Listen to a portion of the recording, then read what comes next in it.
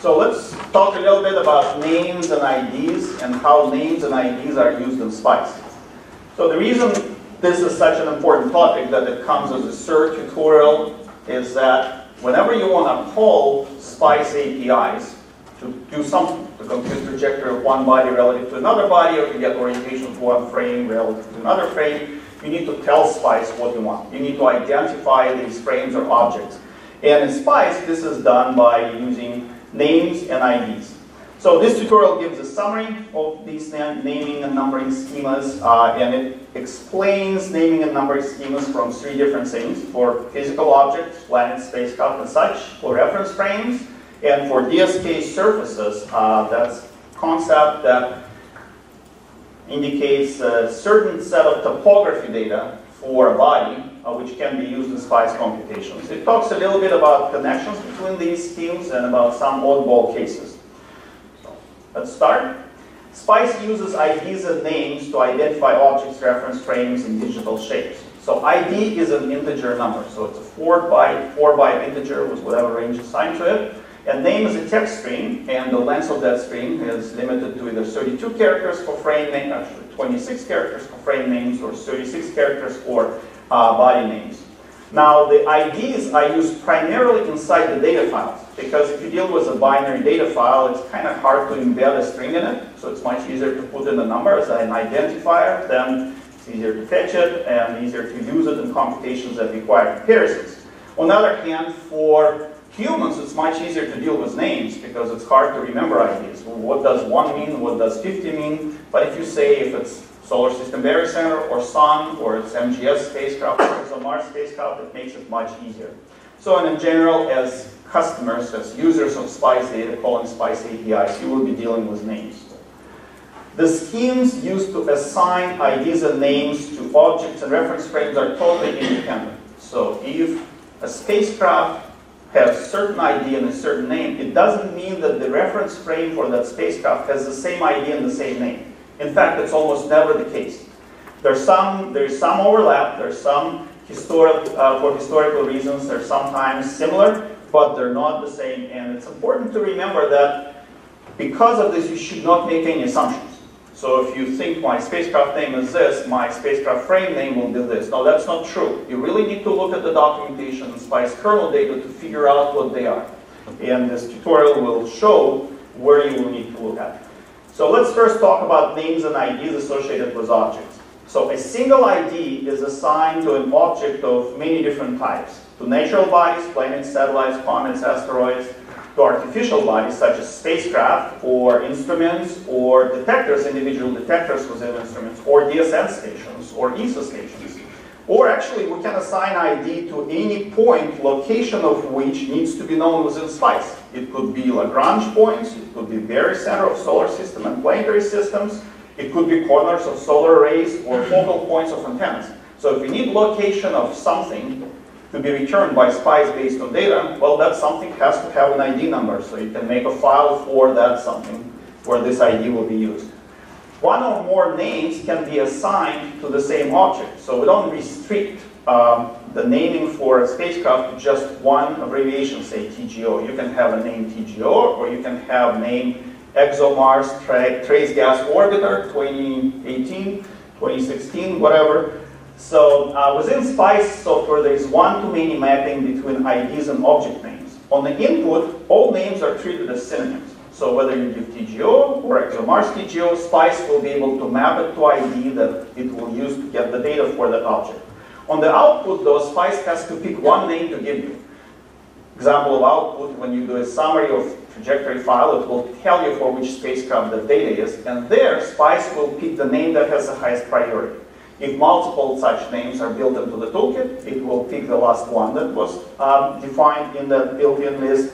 If it's defined in text kernel, as I'll show, it will again pick the latest one, and that's what it's going to show you on the screen in the case of summary. So object IDs are used in kernels as data identifiers. Well, because many kernels that need these IDs are binary kernels, and it's easier to embed a number in a binary kernel. So in the SDK files, they're used to identify body and center of motion. In the text TCK, they're used in keywords associated with the body, such as radii or rotation constants.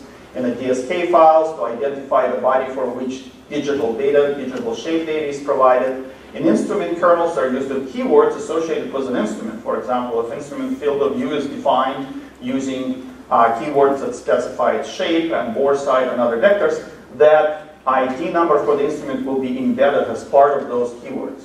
In the frames kernels, they're used to specify the center that will be used for lifetime correction, and frames kernels to identify targets, and clock kernels to specify clock ID in the keywords, and normally it's the negative of the spacecraft ID. So they're also used in some APIs and some routines, and usually those are the older routines, because initially when SPICE, the initial versions of SPICE were developed, we didn't have any interfaces that used names, and we quickly realized that it wasn't convenient for the users to use IDs. But we still have those routines for backwards compatibility. We also have these IDs used in some older derived geometry routines. The exception from this older category is some routines like routines that fetch field of view parameters, get field of view, that are still the current most high-level interface for that purpose. They still take instrument ID because we haven't released a version that uses name yet. They're also used, IDs used in time conversion routines dealing with onboard clock, and in coverage routines, which will return coverage information for a given ephemeris or attitude file. I'm not going to try to name all these routines. I can't expect you to remember them, but the categories is what you need to think of. So all the routines use IDs. Probably you're not likely to call them, because object names are used in all of the higher level new routines, whether it's to read data, like SPK access routines, or in geometry routines that compute illumination angles, surface intercept points, things like this. The actual derived parameters you're after. Or in the high-level geometry finder routines, which allow you to find geometric events, times when certain geometric events happen.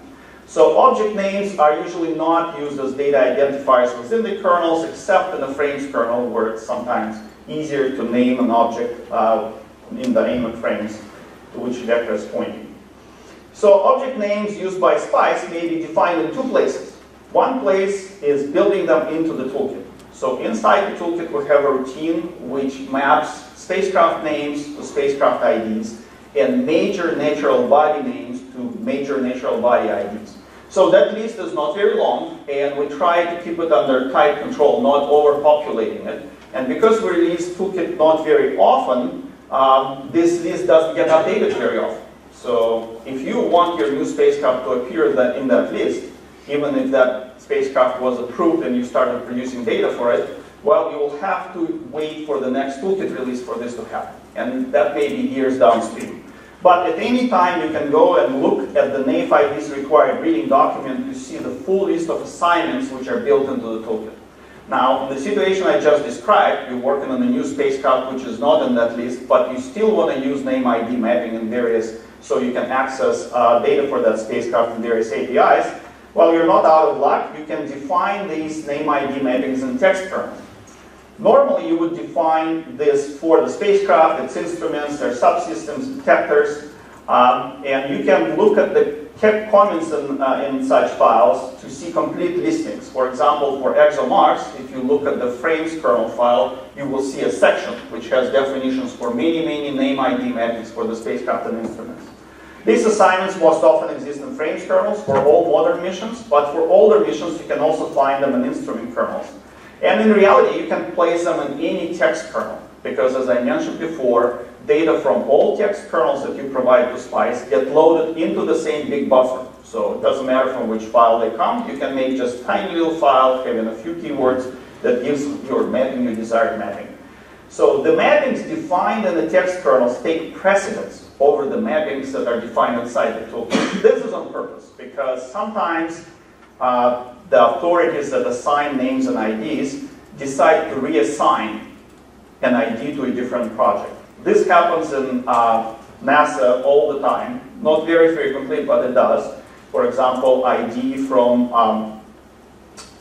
MDF spacecraft was assigned to Mars Odyssey spacecraft. There was ID 53, but completely different names are used. And if you want your name for the new spacecraft in such case to supersede the one that's in the toolkit, the ones defined in the kernel have to have priority. This is dangerous though, because you can redefine what sun is. You can say that sun is now moon, and suddenly whatever astrologists in the past were thinking about becomes reality. Everything circles the moon. So don't do that, be careful with it, but use this capability for the new missions for sure. So let's see, so this is examples of some names and IDs. For spacecraft, IDs are negative numbers, and within NASA, this number is generally the negative numeric IDs assigned by control authority at Goddard. Here is an example for Cassini, the ID number -82, and the two names are possible, Cassini and CAS for shorthand. Unfortunately, NASA uses a number. As I said, there was the case for MPF and Odyssey. It was also the case for Magellan and Outcross. This will happen with increasing frequency because we have many more missions these days, and NASA supports missions from other agencies. So possibly some new scheme will be needed, but we haven't come up with such a scheme. So the ID numbers for DSN stations start with 399, and then it's a station number. And their names are pretty descriptive, so Deep Space Station -05. For non-DSN station, a different range is used, 398 plus some integer number. So this integer number comes from the team that assigns it, and in this case Mark, and those who were doing ESA data before Mark chose certain IDs for the ESA stations.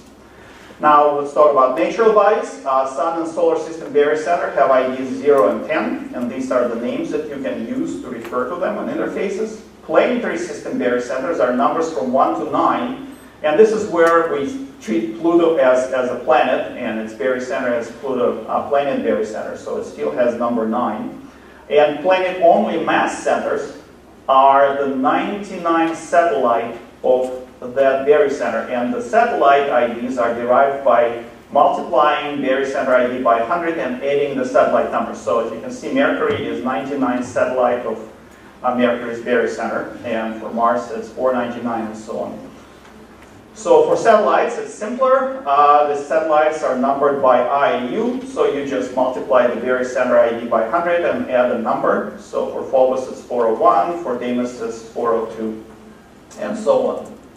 For periodic comets, the numbers derived by adding comet sequence number assigned by IU to 1 million, and for numbered asteroids, asteroid number to 2 million.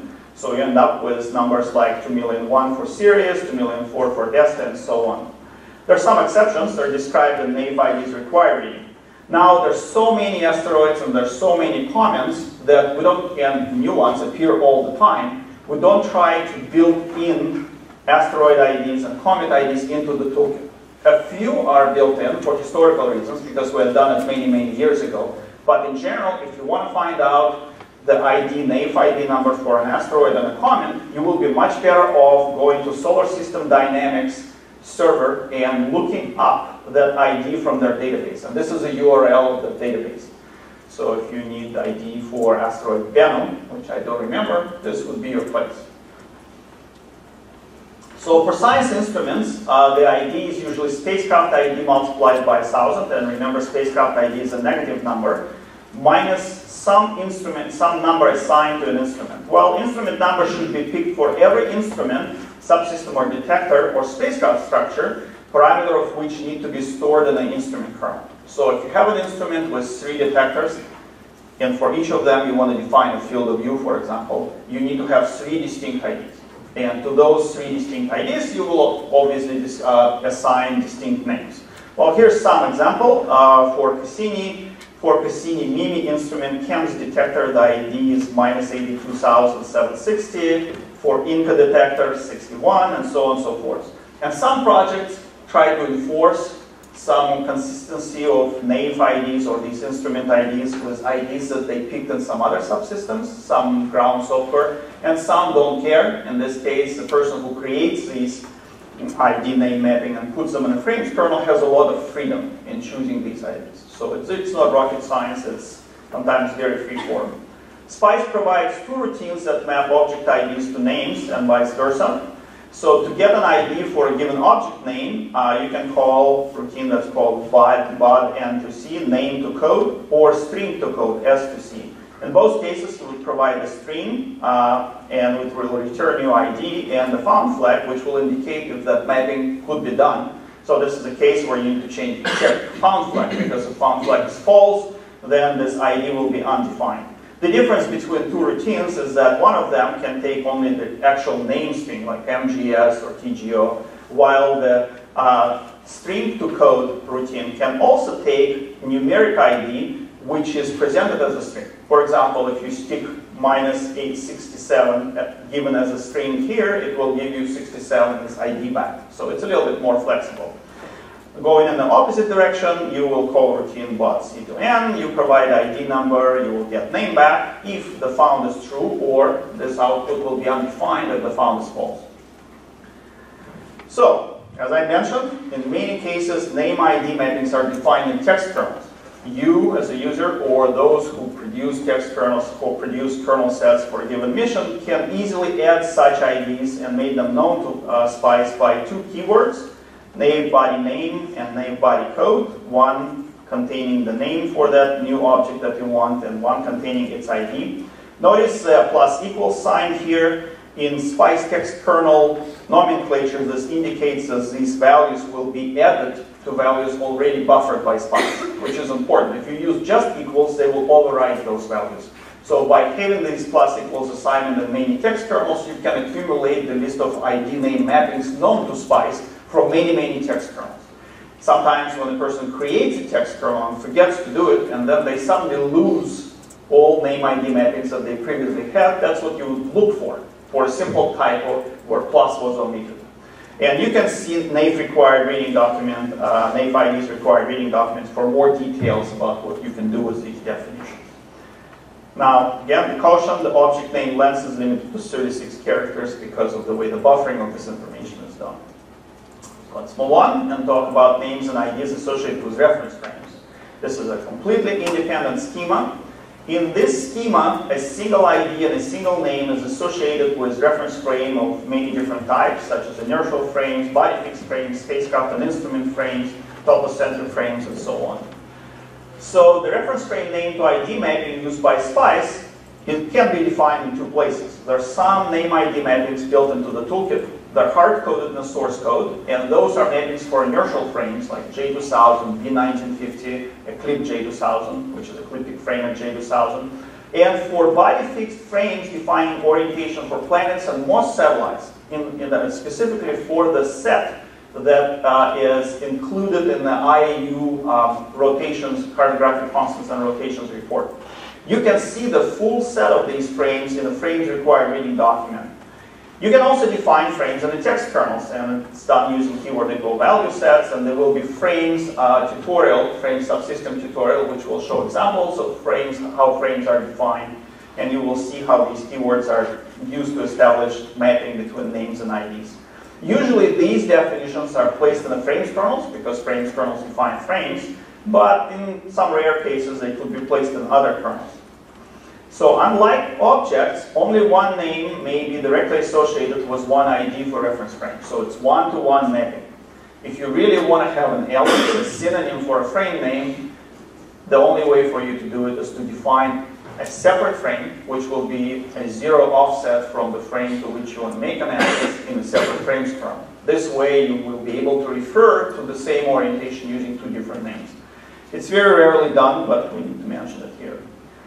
So reference frame IDs are used as data identifiers, very similar to the body, to the object IDs. In frames kernels, they are part of keywords that sort of glue frame definition together. In SPKs, PCK, and C kernels, they identify base reference frame. And in DSK files, they identify target reference frames.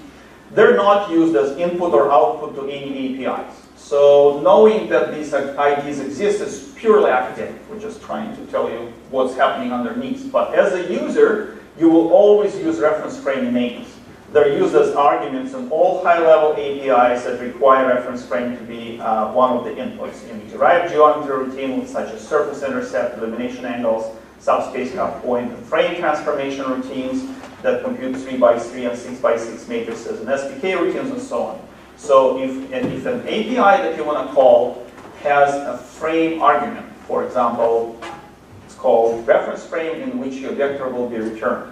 You give that frame, you identify that frame by its name. You give name of J2000 or MGS spacecraft and so on. Here's some examples of inertial of frame names. For inertial frames, the most important one is J2000. It's just this string they're going to be using as argument. The ID code of it is 1. For ecliptic of J2000 frame, the name is eclipse J2000. For body fixed frame, they usually start, the names usually start with the prefix IU underscore and followed by the name of the object to which this, for which this frame is. So you'll have IU Venus, IU Mars, and so on. There are some frames that are attached to high precision orientation of some objects, and we have such frames for Earth and Moon. And in the case of Earth, this high precision orientation frame is ITRF 93. We're still going ahead with this rotation implementation of high precision orientation of the Earth, although newer ones were available because we're producing this orientation from the data that's released by a different group at JPL that does a very good job incorporating more subtle effects into it, making this orientation as accurate as more recent implementations. So again, you would very rarely need to use frame IDs, so that's why I didn't even mention these IDs, and they're not very descriptive, and there is not a specific schema associated to them. So you just need to remember that frame name is what you will have to provide as part of APIs. So IDs for frames associated with the spacecraft and structures are usually derived the same way as IDs for those instruments. But what's more important is the name. And as you can see, the name for Cassini spacecraft frame has this strange string SC chord. And the reason for it, that it's not just called Cassini frame, is that the project wanted it to be consistent with this term used somewhere else. So on a different project, you may have a different name here. Most common one would be something like Cassini underscore spacecraft. Okay? Or it could be Cassini underscore frame. So, as you can see, there could be enough diversity. Each mission does it whichever way they want. So you really need to look in a place where that frame is defined to know what that frame name is. Similar for the instruments, depending on how many detectors you have and whether you need some articulating frames in order to build frame chains that lead to those detector frames, you may have a variety of names used. In this case, are pretty straightforward. This is a frame for Mimi Chem's detector, Cassini underscore Mimi Chem's, and so on. So again, you would rarely use IDs. That's why I didn't mention them. Besides that they're formed this way, you would only use frame names. Now we provide two routines to convert map between frame names and IDs. Since you never use IDs, it's not very important. But still, if you wanted to derive ID, you can call these routines. They're slightly different from object name ID mapping routines because they don't have a found flag. Okay? In this case, the output value would indicate if conversion could be done or not, because if conversion could not be done, the ID and the name will be set to something that cannot be used as a valid frame ID, 0, or the valid frame name, a blank string. So this would be the indicator, and the documentation for these routines covers it. Final category, we have names and IDs associated with DSK surfaces. So a single ID is associated with each DSK topology data set for a particular body. This ID is called DSK surface ID or simply surface ID. And just like with objects, one or more name can be associated with a surface ID. So these are called surface names, DSK surface names, or just surface names. So just like for objects, this is one-to-many mapping. And on the input, all names are treated as synonyms. And on the output, the last associated name is used. So if you get output summary from DSK brief utility, it will use the latest name that was defined for the surface. So they're used with all of these surface name ID mappings used by SPICE are always defined in text kernels. There are no surface name ID mappings built into the toolkit, unlike for objects and frames. They're usually in the frames kernels. We don't have too many of them. Only a few missions have done this so far, like Rosetta. And they're defined by using triplets of keywords, which includes the ID of the body, which places name ID mapping essentially in the body namespace. So how these three keywords look. You specify the name for your surface, the ID for your surface, and you tell for which body ID the surface, to which body ID the surface belongs, applies. So these are the 3 keywords, again, plus equals sign. So this can be buffered in addition to those that have already been buffered. And since they're defined in a body namespace, you can actually reuse surface names and surface IDs for a different body. For example, you can have surface ID 1, surface name low res for low resolution, and it could be for body ID Mars 499 or for body ID Earth and so on. Okay. Surface IDs are used as data identifiers, same idea, it's inside DSK files, as numbers inside, and they're also used in some mid-level DSK APIs that provide faster access for fetching data from DSK files. In place of, they can also be used in place of surface name and method arguments, which will be discussed in subsequent tutorials talking about specific APIs. Surface names, on the other hand, are used as topography dataset identifiers in all high-level and DSK-enabled APIs. Those who deal with surface intercept, illumination angles, in topography sampling routine, and in geometry finder of location routine. Here's an example of name ID mappings for Zeta targets. In this case, it's for Churyumov, Gerasimenko, and for Lutetia, and for Stein's asteroids. As you can see, these names are pretty cryptic. And the reason they're so cryptic is because there were many producers of digital Shep data on Rosetta, and they wanted to agree on certain nomenclature of names, which would include both the resolution of the surface that they're storing, the method that was derived, the instrument from which it was done, and so on and so forth.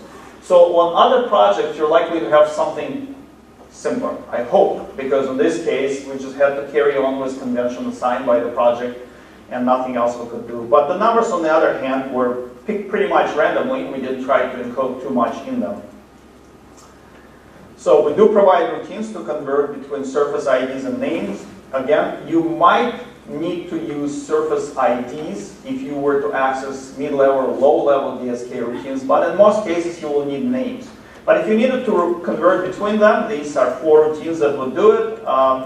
SRF indicates that it's for surfaces, S is for string, C is for code, and you can derive what each one of them does from that. Notice that we specify the body for which this conversion is done, because these name IDs, mappings are in a body namespace, okay? And they return found flag, which you need to check to make sure that conversion could be performed.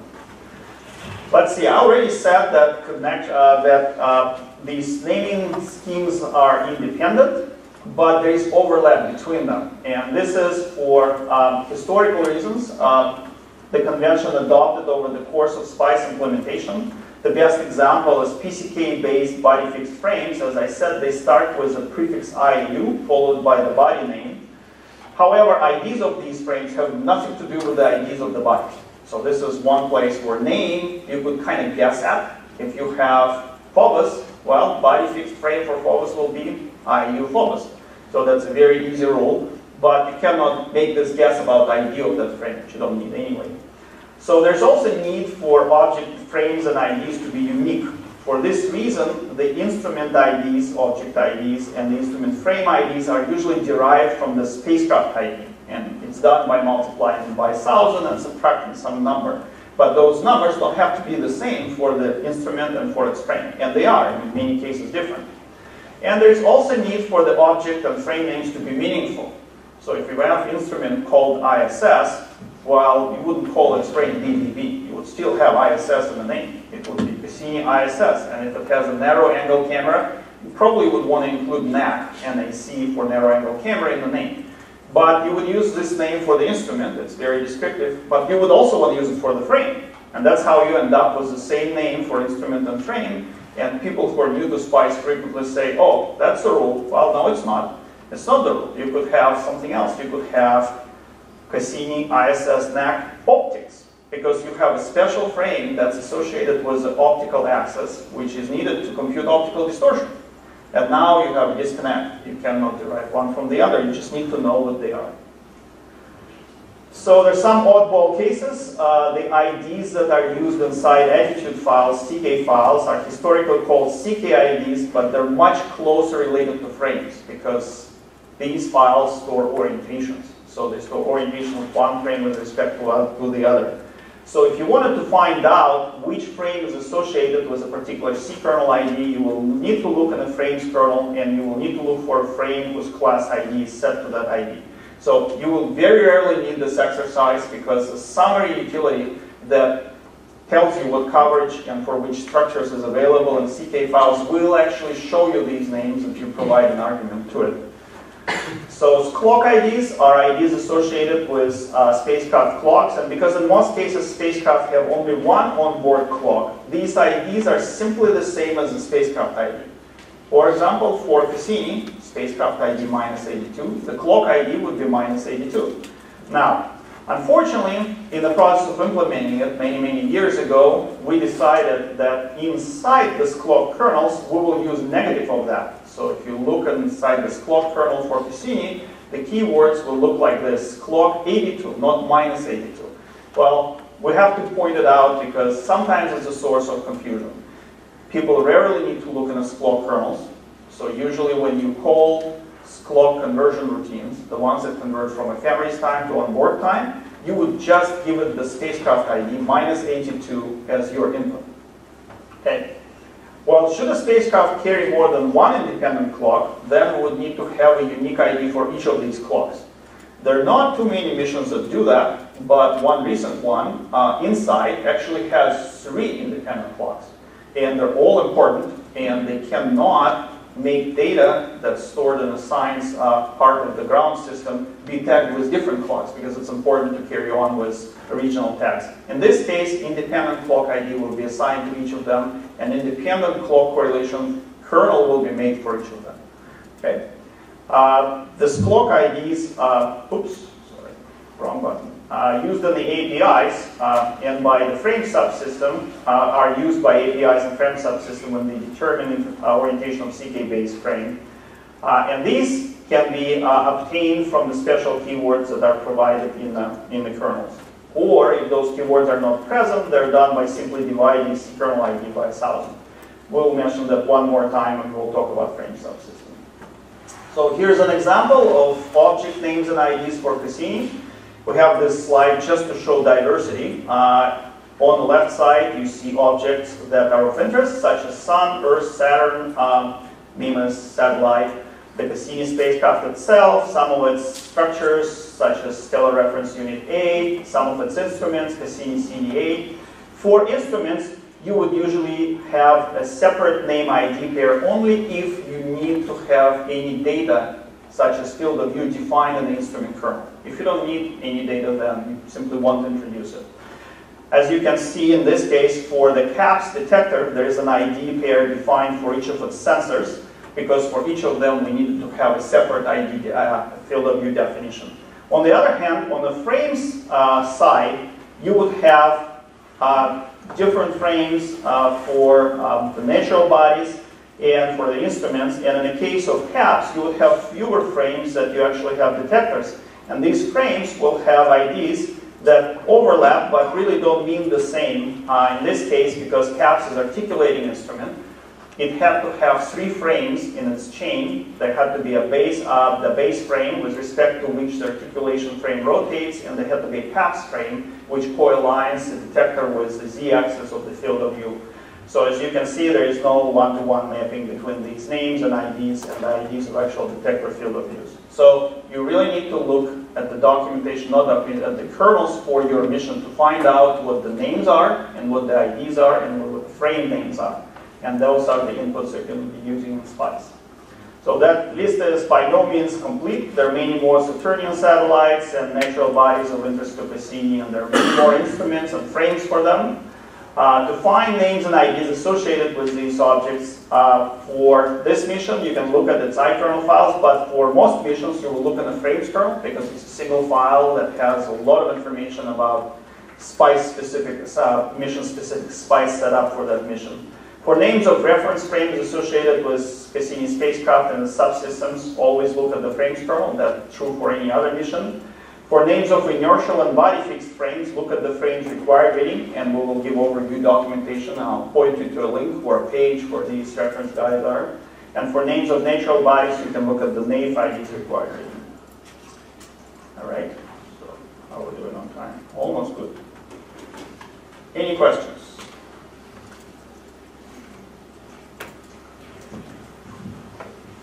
Excellent. Yes? Just one question about one-to-many mapping. Is it possible to get all of these mappings for the selected ID? Can I get the whole names associated with these? That's... After I... Yes, I understand. So the question is, can one, knowing an ID, get all the names that are associated with that ID?